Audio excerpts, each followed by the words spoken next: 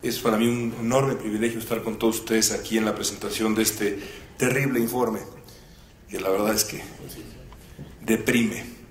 Bueno, vivo, como decía David, en Los Ángeles, que es antes que ninguna otra cosa una gran ciudad mexicana, una ciudad llena de hispanoparlantes, de grandes tacos, de grandes tradiciones mexicanas, mercados coloridos, música, amor por el fútbol.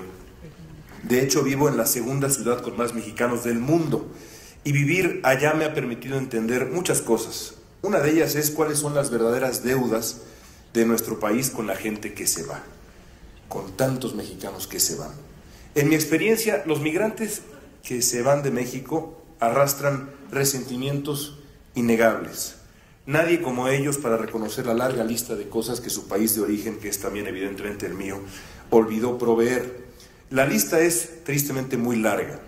En las muchas conversaciones que he tenido con la audiencia de Univisión en Los Ángeles, me han compartido muchas quejas. No creen en el gobierno, en el sistema bancario, en los medios de comunicación, no creen en las empresas ni en la autoridad, no creen en muchas cosas. Creen en ellos mismos, creen en la familia, creen en la fe y sí creen en el fútbol, que a veces es lo mismo que la fe, sobre todo para un cementero como yo. Pero de toda esa larga lista, el reclamo central siempre termina siendo el mismo, la educación. En México nunca me enseñaron esto o aquello, me dicen.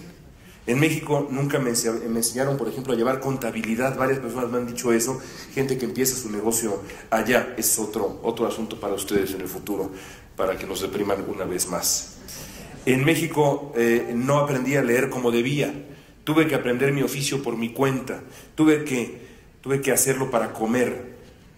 Tuve que abandonar los estudios porque la escuela me aburría y no había para comer, que es algo de lo que Mexicanos Primero ha hablado antes.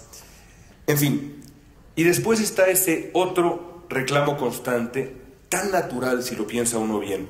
En México nunca aprendí a hablar inglés. Hace unos días el equipo de Univisión en Los Ángeles visitó una preparatoria local allá en el sureste de la ciudad. Platicamos con 20 o 30 muchachos de origen hispano, la mayoría evidentemente mexicanos, como siempre pasa en Los Ángeles y en el sur de California.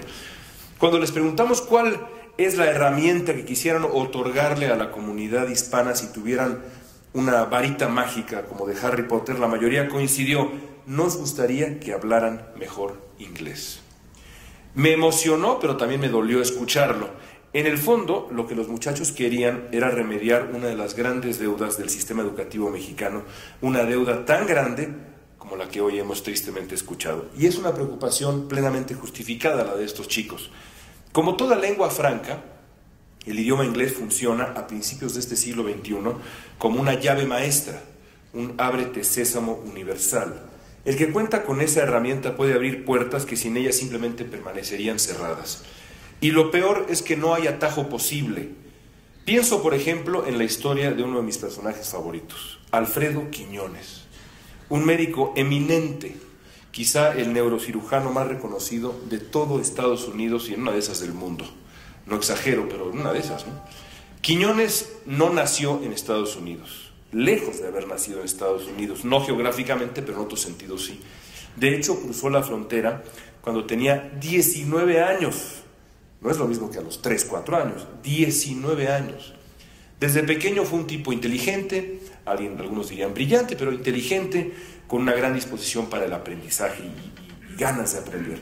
Pero al llegar a California, y no viajó a California de Estados Unidos a aprender, viajó a hacerse una vida mejor o una vida, punto. Al llegar a California no pudo encontrar ningún empleo que no fuera en el campo, mano de obra básica, digamos. Sucedía que no hablaba ni una palabra de inglés. Quiñones no tardó en darse cuenta de que sin esa herramienta, y digo herramienta, que es una palabra que se ha repetido mucho aquí, digo varias veces la palabra herramienta porque eso es exactamente lo que es, y en una de esas me gustaría usar la palabra arma, porque la verdad es que las batallas de nuestro tiempo a veces suenan como eso, como batallas en las que uno necesita más que herramientas, armas, pero en fin, quedémonos con herramienta. Entonces Quiñones se dio cuenta que sin esa herramienta no la iba a hacer. Se dio cuenta que su crecimiento en su país adoptivo se vería limitado para siempre sin hablar inglés. Entonces decidió ahorrar para ir a clases de inglés. De su dinero diario ahorró para ir a clases de inglés. Por las noches, y esta anécdota me encanta, Después de ir al campo, ir a clase de inglés, después iba al cine para ver 2 o a veces 3 películas seguidas en inglés y desarrollar un oído para el idioma. Después de años de esfuerzo, logró aprender el inglés, algo que debió haber aprendido en la escuela en su México natal. Debió haber llegado a Estados Unidos con un conocimiento básico del inglés, no lo tenía. Y bueno, claro, una vez que se hizo del manejo correcto del inglés, su crecimiento fue inmediato e impresionante. 12 años después de haber saltado la barda, 12 años después, Quiñones se graduaba de Harvard. Hoy dirige el laboratorio de investigación sobre tumores cerebrales en Johns Hopkins, nada más. Además de su ímpetu e inteligencia, Quiñones le debe todo, y él lo reconoce, a su devoción por aprender el idioma inglés, algo que su país no le dio. Ahora veamos el ejemplo opuesto, algo que arraiga, digamos, en el mundo de la ficción, pero que es un ejemplo que a mí me encanta y es reciente. El viernes se estrenó en Estados Unidos Buen Día Ramón, la película esta del director mexicano Jorge Ramírez Suárez. La película, como ustedes saben, estuvo un buen rato en cartelera acá en México, pero para quienes no pudieron verla, una sinopsis muy breve porque viene al caso. La historia cuenta la vida, la experiencia de Ramón, un muchacho, creo que duranguense, del norte de México, quien tras una serie de intentos fallidos por irse al norte, a cruzar la frontera con Estados Unidos, decide aceptar un consejo muy extraño, mirar hacia Europa y jugársela emigrando a Alemania, donde tiene un solo contacto, solamente una persona. Alguien le dice, ve a ver a una tía que tengo por allá, en fin. Al llegar a Alemania, Ramón no encuentra a la famosa tía, no encuentra a la persona referida, y entonces se descubre realmente perdido en un país que no conoce, sin dinero en el bolsillo, o con muy poquito dinero, y completamente aislado, sobre todo por una cosa, por el idioma. Parecido en cierto sentido a lo que le pasó a Alfredo Quiñones al llegar a California, pero peor. La cosa se le complica cuando nadie le ayuda, la gente lo maltrata, quítate de aquí, vete para allá, y todo pues en este idioma tan poderoso, pero medio ladrado, que es el alemán. Entonces, bueno, pobrecito Ramón. La cosa, en fin, se le complica. El desenlace, en fin, es el previsible, tiene un encuentro aventuroso con un alma caritativa que le ayuda. Ramón, poco a poco, como Quiñones, aprende a hablar alemán, y con esa calidez tan mexicana derrite el corazón de los alemanes, les enseña a bailar, en fin, es una cosa muy chistosa. Lo triste es que, además de ingeniosa, la premisa es, y esto es muy triste, plenamente verosímil. Uno desearía que esa premisa fuera completamente inverosímil. Es, como vemos, completamente verosímil. Lo que le ocurre a este joven mexicano es especie de aislamiento terrible.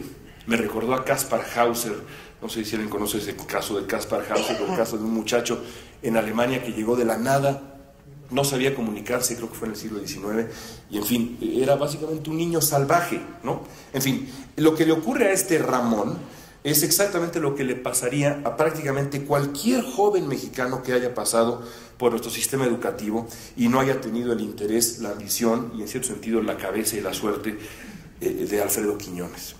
Si Ramón hablara inglés, las cosas habrían sido completamente distintas para él. Por ejemplo, pues hagamos un ejercicio rápido. Tratemos de rehacer la película incluyendo esa variable que debería ser la norma para todos los chavos mexicanos. Entonces, tras no haber podido encontrar a su contacto mexicano, la famosa tía, Ramón habría tardado quizá unos 3-4 minutos en toparse con un angloparlante, un alemán que hablara inglés, a quien explicarle la situación. 60% de los alemanes hablan inglés, de acuerdo con algunas cifras conservadoras. Entonces, con el más básico inglés conversacional, digamos en el medio de estos niveles que nos presentaban ahora, Ramón podría haber salido de su problema velozmente. La película tan exitosa habría sido un cortometraje, en suma, ¿no? Por desgracia, ni Ramón ni los millones de jóvenes que como él se educan, es un decir a veces en México, podría haberse comunicado, ninguno de ellos podrían haberse comunicado con ninguno de los alemanes, que ellos sí con toda seguridad hablarían inglés en este escenario hipotético de Buen Día Ramón. Bueno, el costo de este escándalo, desde mi experiencia, y creo que no se necesita tener ningún tipo de experiencia periodística para darse cuenta de esto, es difícil de explicar, es enorme. El desconocimiento absoluto del idioma inglés en nuestro país representa una enorme oportunidad perdida para México. Basta con imaginar lo que podría hacer México si el bilingüismo fuera la norma básica, porque evidentemente lo mejor sería, como ya vemos, hablar muchos más idiomas. En fin, pero no nos pongamos ambiciosos. ¿Cuántos caminos productivos se abrirían para nuestros jóvenes? ¿Cuántas oportunidades académicas? ¿Cuántos libros? ¿Cuánto mundo? Esto para mí es clave. Más allá de, bueno, pero yo podría trabajar en una empresa. ¿Cuánto mundo le estamos robando a los jóvenes mexicanos? En cambio, el sistema educativo mexicano está condenando a los jóvenes mexicanos a la inmovilidad, a la incomunicación, al aislamiento. Mexicanos Primero nos ha dado algunos ejemplos del calibre de esta condena, ¿no? 56% de los contenidos en línea están en inglés, 90% de las publicaciones científicas, es decir, Quiñones no habría entendido absolutamente nada de oncología si no hablara inglés. 70% de las compañías en expansión, nos dice Mexicanos Primero, tienen como requisito el manejo del inglés. Y así un largo y muy, pero muy doloroso, etcétera. De seguir así las cosas, la Secretaría de Educación Pública y el resto del andamiaje educativo nacional estarán creando una sociedad entera de Ramones, desesperados en un mundo que no entienden ni les entiende. A mí me enorgullece mucho de verdad poder estar aquí en la presentación de este exhaustivo estudio de Mexicanos Primero. Me enorgullece porque el estudio es contundente, absolutamente contundente, no deja lugar a dudas. México tiene la obligación moral de dejar de producir Ramones. Ni los migrantes en Los Ángeles, ni Alfredo Quiñones, ni los Ramones ficticios y reales merecen un destino de aislamiento. El estudio de Mexicanos Primero invita a un cambio profundo que estoy seguro, porque pues es nuestra tradición, encontrará resistencias, algunas aquí en el Monumento de la Revolución. Debe superarlas a como dé lugar.